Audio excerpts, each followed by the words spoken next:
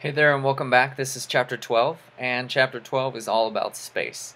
Rocket fuel, in my opinion, is obviously a very good source of propulsion in space or otherwise, but it is very expensive. One of the reasons why our country has stopped our space program is because launching spacecraft into space is just way too expensive.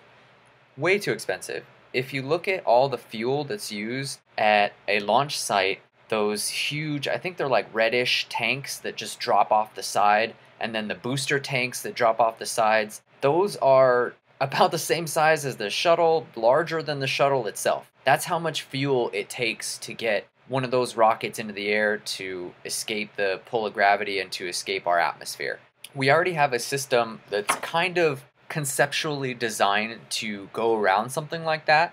And what that is a magnetic rail line system, kind of like my transportation chapter, but it's not enclosed because you need it to exit at some point, so you can't really have it in a vacuum and it can't really go as fast. For one, because it's probably going to be a lot bigger. Well, I wouldn't say a lot bigger. And you can't have it go that fast also as you would be able to allow those trains to go because of the extreme angles you put too much g-forces on the passengers and the that would be in the spacecraft.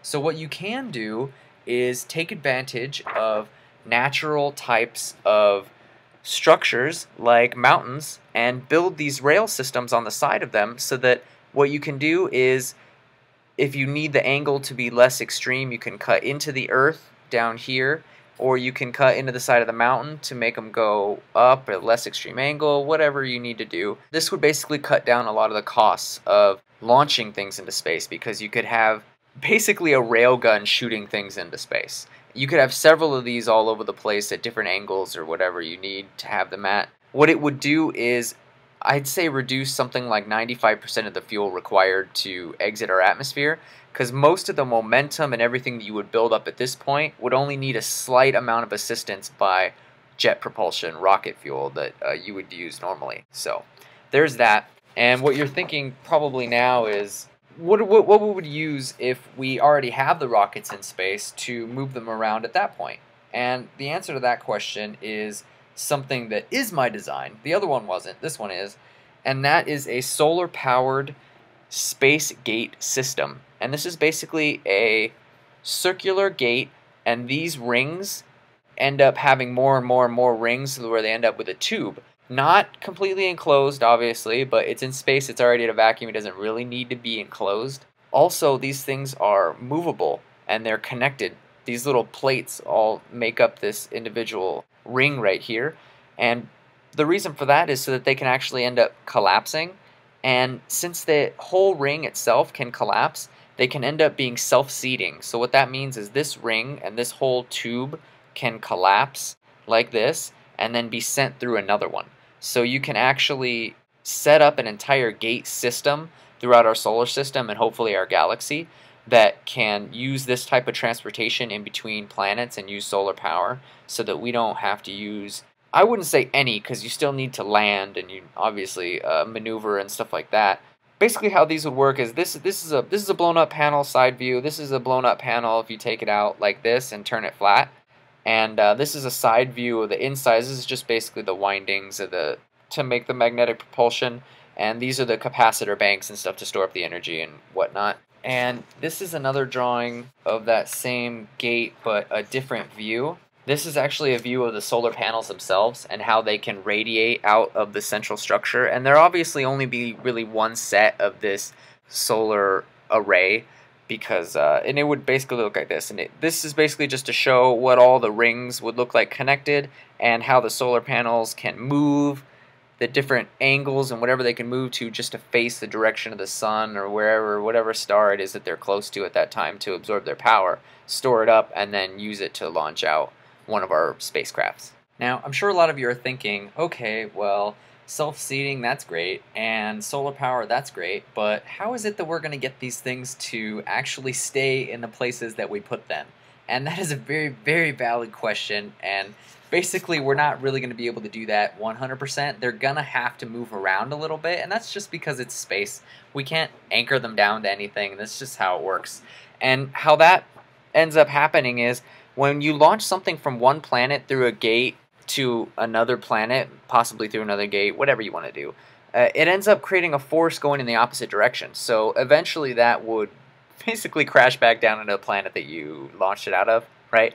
So what we're trying to do to avoid that with this is basically creating a system where whenever you either one, you could launch something out of it and then launch something back just to balance it out, or what you can do is have this one gate, launch something out of it this way, it'll put a spin on it to take it all the way around to this side, then you can launch something out of this side and that'll put a spin on it to bring it back.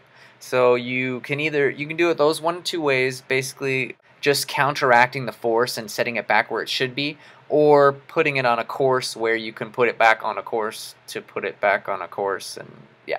So it'll basically work out that way. If you can get that down into a working system, what we can actually do is set up an entire space gate system, just seed them all to all of the planets out in our solar system here, even to the asteroid belts and in between planets if you'd like. These are all, let me try to give you like a little close-up.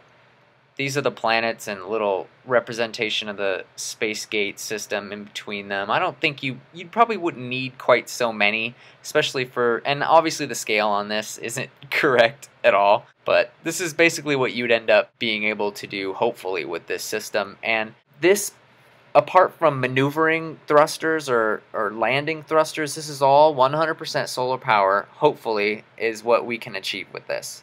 Now this next section is for you out there who are the worst case scenario buffs. It is my Ark design.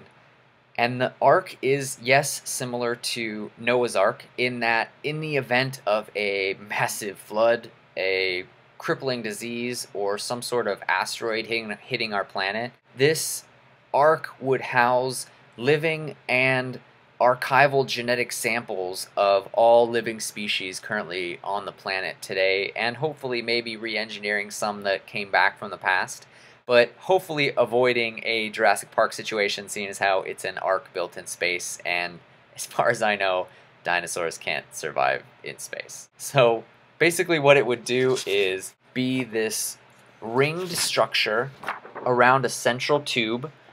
And the reason for this type of design is so that you can create an artificial gravity for the animals to live in. Each of these rings would rotate in opposite directions just to balance out the force and to make sure it doesn't just spin the central tube around and do nothing, basically. Each one of these rings will, on a larger scale, kind of look like this. Well, I guess on a smaller scale will kind of look like this.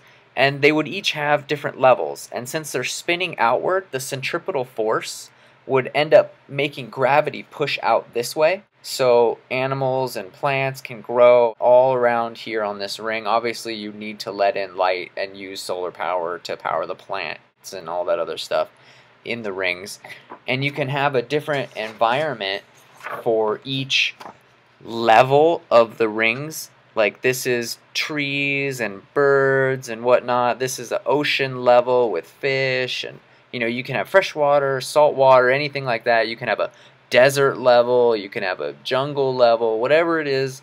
Every type of environment can be recreated in these rings so that we can preserve living species in their natural environment so that we don't have to worry about them evolving or adapting due to like weather, climate changes, food availability changes, anything like that. We can just basically keep them how they are. And for the lack of a better word, have a living zoo that you can go visit that's probably bigger than any zoo in the world, anything like that. And also, like I said, you can have an archive for genetic data and have a place for remade species, I guess.